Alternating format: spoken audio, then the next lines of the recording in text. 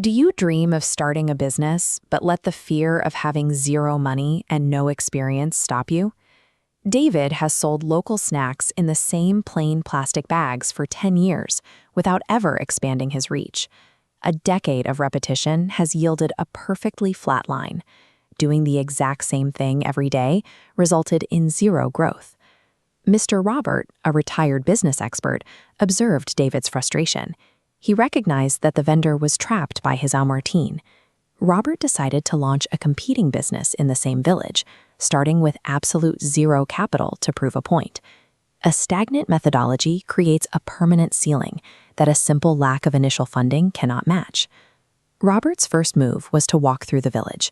He listened to people describe their daily frustrations instead of guessing what they might buy. He identified a clear gap. The villagers struggled to find a reliable, affordable source for basic cooking flour. To test this without a factory, he sourced a small batch of local grain.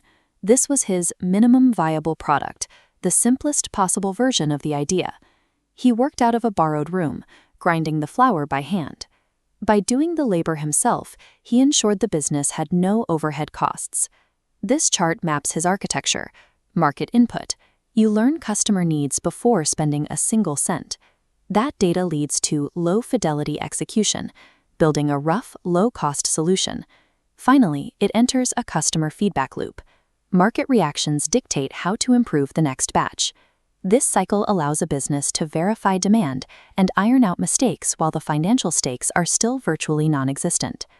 Robert returned to the market to sell his flour, but he also spent hours watching how his competitors presented their goods. He realized that while utility matters, the perceived value of a product is heavily influenced by how it feels in the customer's hands. He abandoned the cheap plastic completely, choosing to wrap his flour in meticulously folded, eco-friendly paper packaging instead. This chart compares the methods. David's reliance on old packaging stays flat, while Robert's iteration begins to pull away. The cumulative effect became visible within weeks.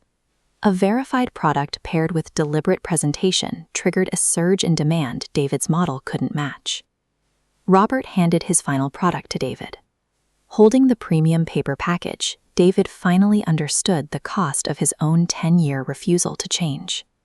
Continuous adjustment based on market reality generates a momentum that initial perfection or massive capital never could.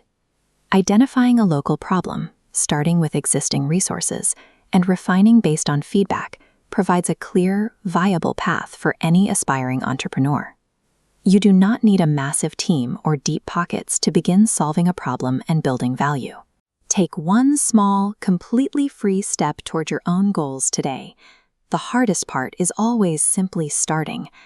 Till then, stay patient, stay